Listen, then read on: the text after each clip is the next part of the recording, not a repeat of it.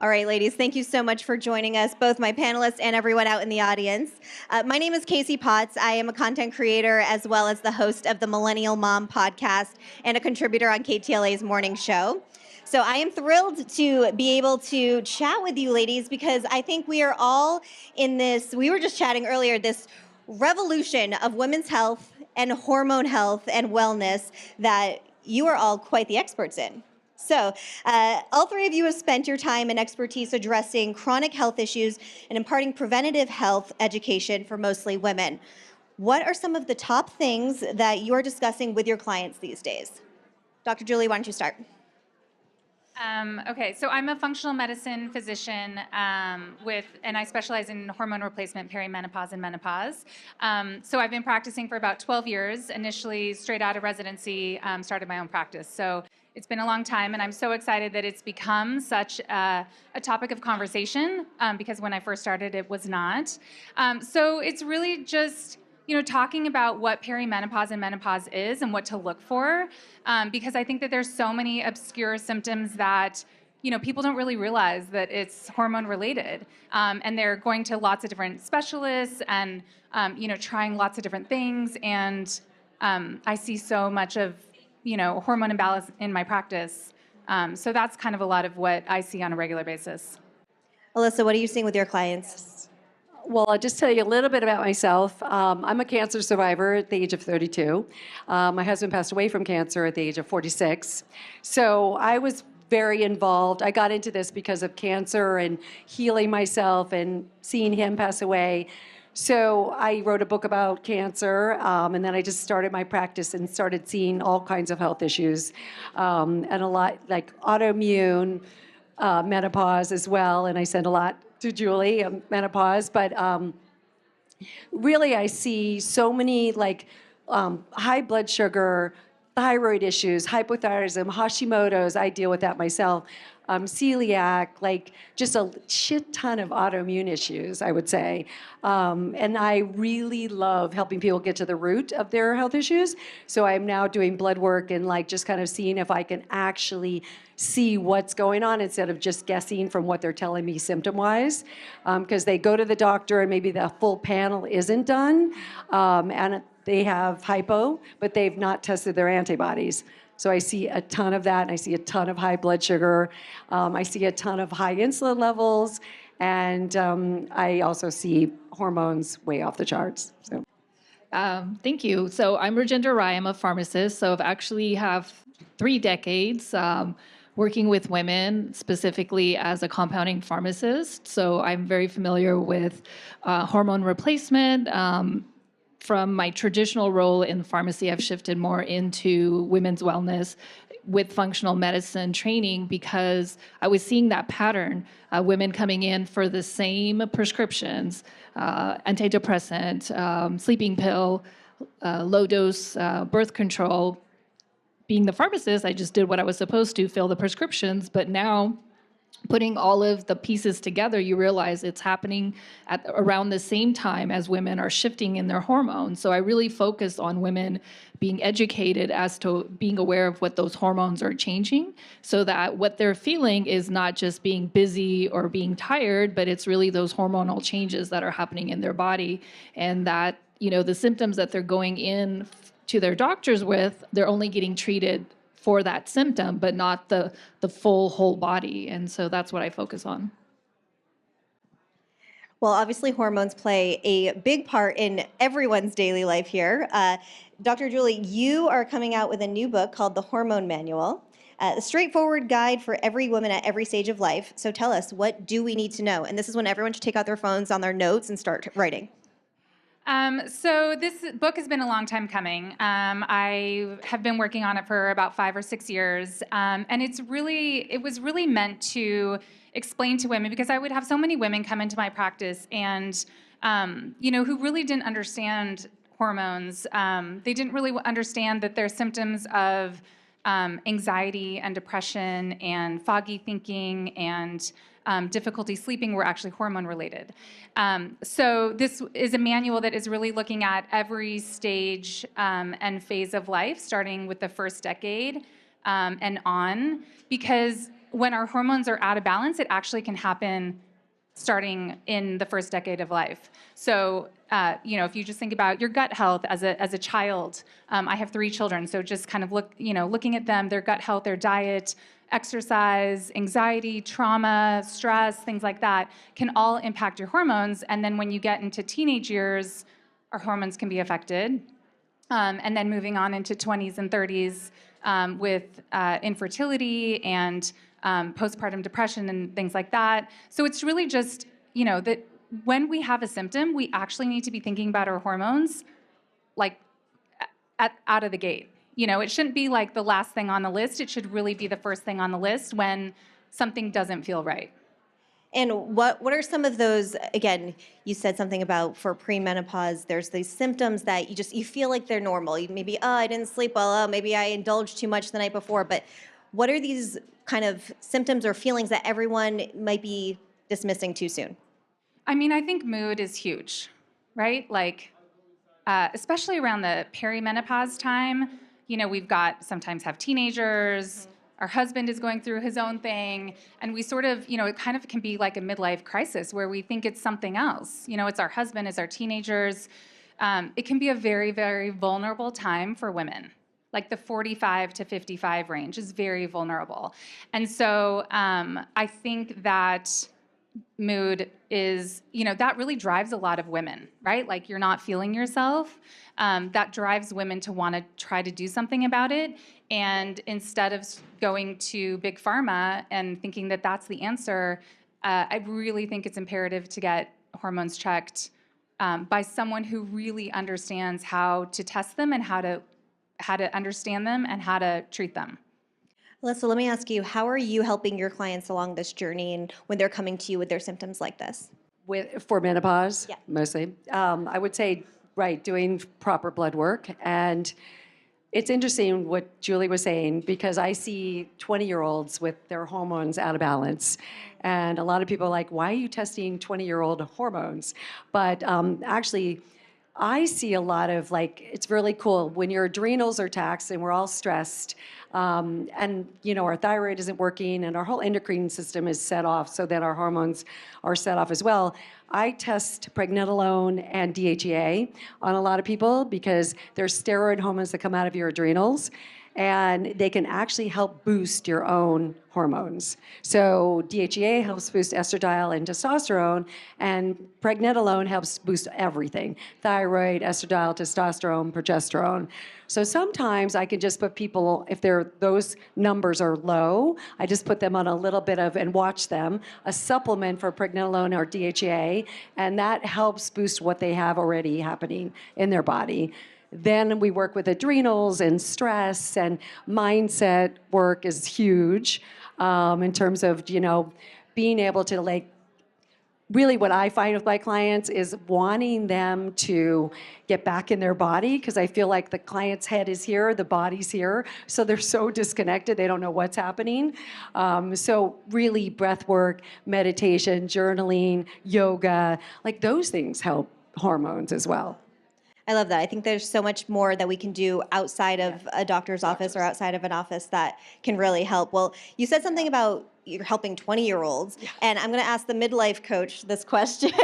I don't know why, but apparently 40 became the age that when we're supposed to start taking care of ourselves, right? All of a sudden, it was 40. But there's so many women, I'm a millennial myself, that before I hit that milestone birthday, what can I do to really prevent myself from getting into Dr. Julie's office? Yeah, great question. I think really it's whatever age or stage you're at, it's what you do today that's going to dictate your next decade. So the decisions that you make, so whether you're, it's never too early, never too late is what I say. So the sooner that you understand that hormones are basically like your computer systems, wireframe. I'm not a techie person, but it changes and you need to update what's happening. And as you're changing, you're physiologically changing, the hormones are changing. And so what you need at any given time will change with that. And so I think just not thinking of hormones only when you need to get pregnant, but that hormones from your first period to your last is really your biomarker. And it's essential to understand, like, how are your cycles? How often are your cycles? How heavy are your cycles? All of that really plays into your hormones. And you're talking about, pregnenolone, DHEA, all of those are precursors that break down to the hormones that we now know, progesterone, estradiol, and testosterone. But, women often are afraid to talk about testosterone because they think they don't, want that, but that actually helps women as well too. So I think really the key is being aware that the hormones are not just for reproductive health. It's like the other doctors were talking about, from every cell in your body, you need hormones to function. And in order for the communication to happen from one area to the other, it's the hormones that are communicating. The hormones are the powerhouse. Wasn't it the mitochondria was the powerhouse or something, right? Schoolhouse Rock. Okay, one thing that we talked about when we were kind of getting ready was something about how we are really trying to advocate so hard for ourselves as women in our health journeys. We are very constantly dismissed or blown off. But Elissa, I want you to talk about your own health journey and really how you advocated for yourself and how you've become this educator now. And if you want to talk about cancer hacks, let's hear some of those too. Okay.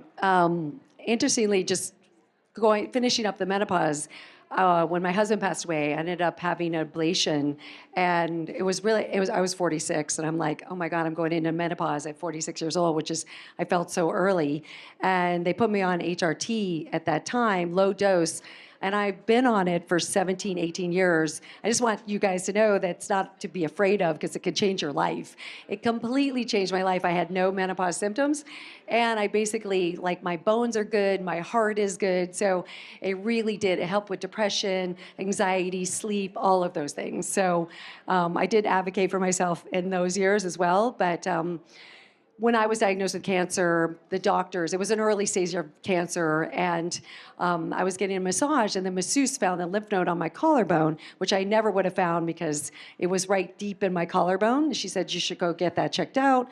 Thank God for her. I did. I was diagnosed with Hodgkin's lymphoma.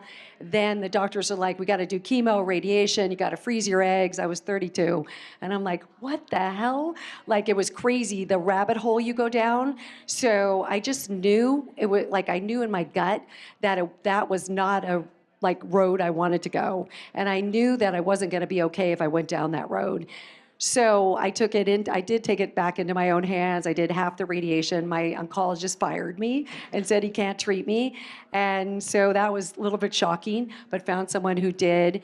And I feel like, ever since then, I've been advocating for I got Hashimoto's, hyperthyroidism, celiac, all kinds of health issues, insomnia. But I just am able to really figure out what I need personally. And I investigate all kinds of supplements, doing blood work or any kind of mind-body experiences, and get myself past. And there's anything can heal. I was just at Joe Dispenza over the weekend. You guys know who he is, Dr. Joe. And it's so incredible, the scientific research behind stage 4 cancer healing holistically, which most people don't believe. But it's such a beautiful thing. But when you believe in yourself and you really want to be healthy and thriving, anything is possible. You find the right doctors, you find the right, meditation people, or find the right people to hang out with. It's just such a beautiful thing. I'm 64, will be 65, and I feel better than I did when I was in my 40s and 50s, which is so crazy.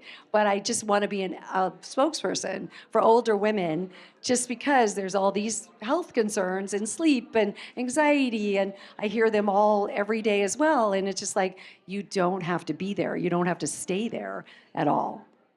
Sorry, I'm still getting over that you're in your 60s. Woo! I needed a minute for that. Woo! All right. Julie, let me ask you, did your personal experiences kind of affect your pathway into the health industry too? So I opened up my menopause practice when I was 37. and I was pregnant with my third baby. So I guess the short answer is no. But in residency, I had a mentor, and I worked in his hormone practice. And that's really how I got exposed to preventive medicine and bioidentical hormones. I did a preventive medicine residency, which is only 1% of all the residencies in the country that a medical student can go to are preventive medicine. So if you think about that, we're not trained to reverse disease. We're not trained to prevent disease in your traditional MD medical school.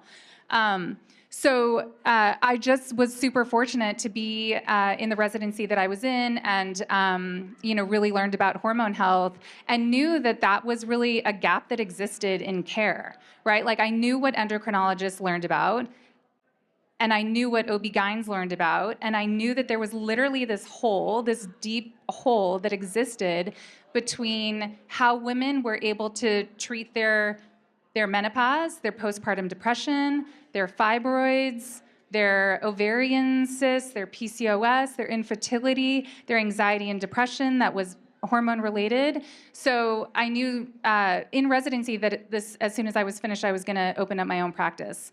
And it's been amazing and super fulfilling. So That's how you rolled into it. So that's how, and now you're here.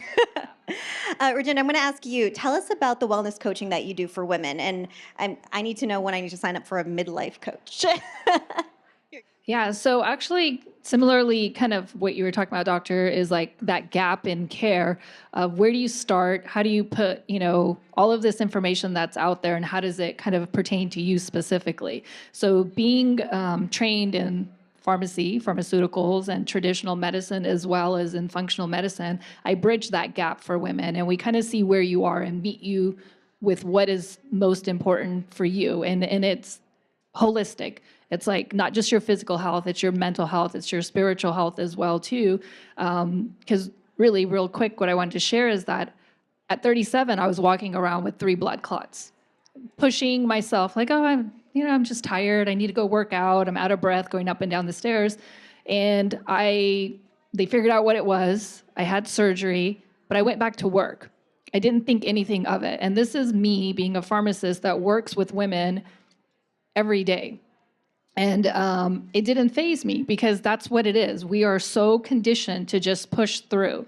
And so really the work that I do is reprogramming that, giving women that space to recalibrate and think about what is it that you really want for tomorrow that you can do today. And so it's important to know that we walk around, almost like pretending that everything is okay. We look in the mirror and it's like, oh, I'm okay. If something's a little tight, yeah, it's okay. But we don't really see what it is. But we can ultra see everything for everyone else. And so the midlife coaching is really bringing that mirror back to you so you can start seeing the things that, are working and what's not working. What do we need to put on the plate and what do we need to take off the plate? I love that. Sign me up. All right. Well, ladies, tell us what you are working on next. We'll just kind of pass the mic. What you're working on next and how everyone can find you. Okay. So I have my book coming out in May. So that's exciting. And we have a perimenopause and menopause program that if you are interested in having your hormones checked, if you feel like that's something that, you're dealing with symptoms, and you had mentioned testosterone, which I think we just need to give a little bit of attention to that for a second. We traditionally think of testosterone as a male hormone and estrogen as a female hormone. That cannot be further from the truth. We actually make more testosterone than we do estrogen. And it's very much energy and libido and our strength and our drive and motivation just to exist. So if you feel like you have any of those symptoms and want to get your hormones checked, we do have a 6-month menopause program. And it is 10% off if you mention the word SoCal Wellness. Our website is julietaylormd.com. Perfect. Nice. So I have another book coming out as well, hopefully at the end of the year, called Pro Aging Hacks. And it really is my story about turning and reversing the clock and really feeling the best you can feel, really tapping into blood work, just all the different ailments, mind, body, soul, just a bit of biohacking as well, which I love. I love NAD. You guys know about NAD, like very anti-aging, like beautiful. There's some beautiful stuff out there just to like really help you age in a very graceful and thriving way. I don't know if you know, but I 12 years ago started my own cleanse program. So it's so funny how I'm called a cleanse expert, which I don't think I am, but I started a cleanse program and we cook and deliver 4 different cleanses and deliver all around the Los Angeles area out to the Malibu and down to the OC. It's really not about deprivation, starvation. It's a lot of food. It's real food. It's organic. We also now do a la carte. It's just really, I want to feed people really good and healthy food.